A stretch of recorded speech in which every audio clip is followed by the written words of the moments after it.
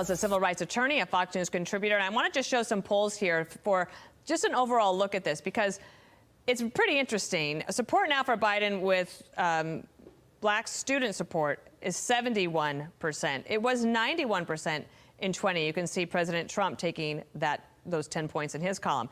And then Biden amongst black men.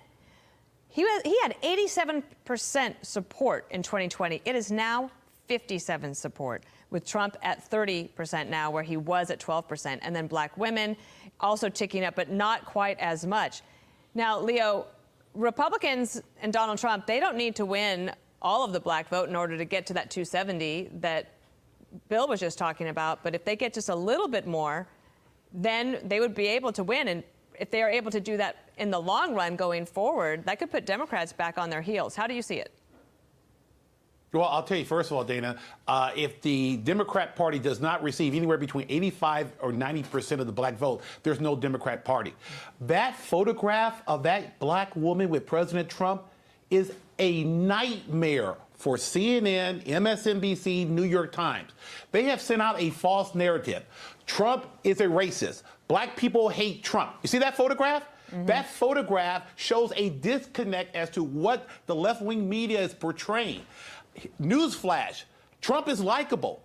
Black people like Trump, and those numbers that you just pointed out, Dana, reflect a shift from the Democrat Party to Donald J. Trump, and you can see a lot more of that because that is what's happening. Look, everyone knows 4 years ago, Dana, I made the switch when Joe Biden said, if you don't vote for me, you ain't black.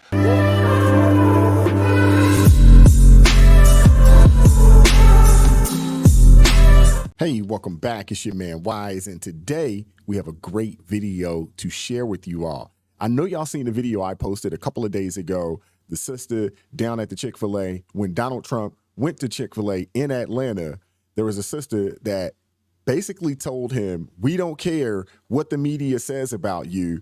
We still support you. This sister, she has an interview on Fox. We are 100% here for it. Let's check her out. Like, share, subscribe to the channel, drop me a comment down below. I appreciate all the love and support.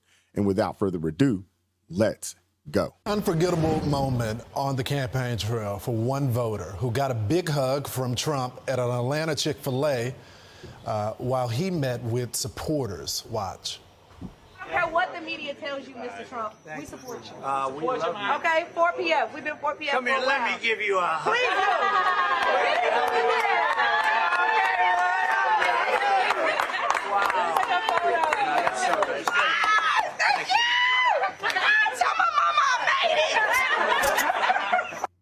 Look at the joy. Here to tell us about it is that young woman herself, Michaela Montgomery. She's also the founder of a grassroots political group to conserve the culture.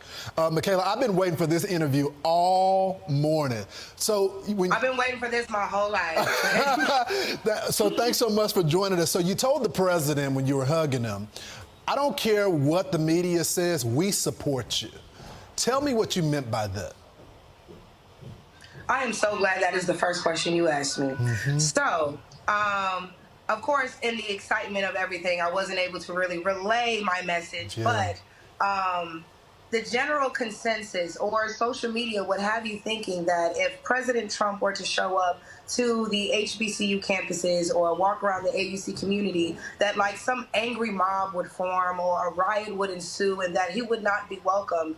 And clearly the sentiment in that room the other day was the complete opposite. He was very welcome. People were excited to see him. People showed up in support of him, and people, of course, were from all 4 institutions within the AUC, the local HBCU community in Atlanta, and they all showed up in support of him. So it's actually kind of crazy to see people in an uproar when all 4 institutions were legitimately represented, and all 4 institutions were represented by said students who wanted to support President Trump. You know, Michaela, and I appreciate that we were able to not only let him know that regardless of what social media says, you know, I know they're trying to make us think we're supposed to hate you, but we don't. And additionally, it was a learning experience for my students because they were able to see and experience firsthand how the media can warp the perception of an opinion or a person. Because like I said, to think that these students who attend these illustrious institutions aren't smart enough to make their own decisions. That's so right. much so that they would only show support for Trump because he bought chicken sandwiches and milkshakes. It's offensive. That in itself is the most disturbing part of it all, especially when you think about the fact that it was mainly urban media outlets that were doing everything in their power to turn other black people against these young black kids who simply were not shy to explore other options. It's so incredible, and I think you hit it on the head. By the way, the former president, gave a lot of funding to HBCUs. One of the highlights of my childhood was my HBCU tour to figure out what college I wanted to go to. But tell me about the former president and his policies. What is it about him that is gravitating these young people toward the president? And a lot of people, traditionally, Republicans don't do well in Black America. But a lot of young Black Americans like the former president. What is it about him? I think, and this is a sentiment I get a lot coming from the young people themselves, is that they feel like he's honest. They feel like this is somebody who, while we might not agree with how he says things, how he goes about things, at least he's telling us what it is. We don't feel like this is a snake in the grass waiting for his chance to bite us. This is somebody who's telling us, this is what my plan is, here's how I plan to execute it, here's the people involved, and here's how you can get involved. So they just feel like he's more relatable. And I don't say that to say that, like, you know, they all relate to him. But again, he gives you that relatable feeling to where it's like, hey, I'm just like you. You know me. This is what you said you wanted. Here's what I'm going to try to do about it. They really feel like this is somebody who's talking to them and not just saying what they want to hear. Such a good point. Michaela, what has Biden done for our community? What has he done for Black America? Well, he locked up a lot of people that look like me, and they're still sitting in jail waiting for, you know, justice, an appeal of some sort. So when it comes to what Joe Biden has done for Black America, if we look specifically at his record as a senator, it wasn't something that benefited us at all. If anything, one could argue that he dedicated his entire senatorial career to disrupting the way of life, you know, for Black people. He didn't want Black kids going to the same school as his kids. He didn't want Black people walking on the sidewalk along with his mother and grandmother. So the fact that we ignore these things that were said on the Senate floor, like this is somebody who passed legislation with the sole intent of oppressing a certain community. And we're gonna act like that didn't happen, or we're gonna act like it can be overshadowed by somebody's comments a few years down the line that made us feel some type of way. Feeling some type of way is completely different when you can feel a certain type of way at home. There's people who are, you know, as of right now, spending the rest of their lives in jail because, you know, Joe Biden thought that they deserved it, as if there isn't retribution. And then you had somebody like Trump come in and give us the First Step Act to try and right the wrongs that were done with this 3 strikes rule, and nobody's talking about that. Michaela, I need more time with you. We got to go You can call me whenever. We'll make it happen. We'll bring you back on, and we'll talk about the president's plan to win more Black voters. Michaela, thank you so much. Thanks for being bold. We'll talk soon. Shout out to Michaela for, one, being willing to go on a platform and just speak her mind and share her experience that she had, you know, with the former president, Donald Trump. She mentioned it. There are a lot of Black folks.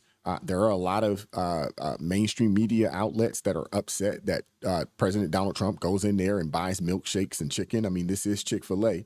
It is the #1 fast food restaurant in the country, and it's not close. So for them to try to make this come across as racist or something along those lines, they're just showing exactly who they are. Makes no sense. It really doesn't. Makes absolutely no sense. But it is what it is. It is what it is.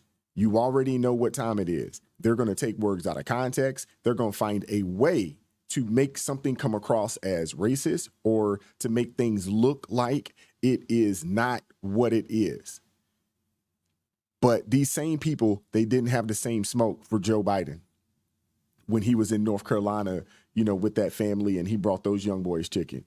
They didn't have that same smoke for him there.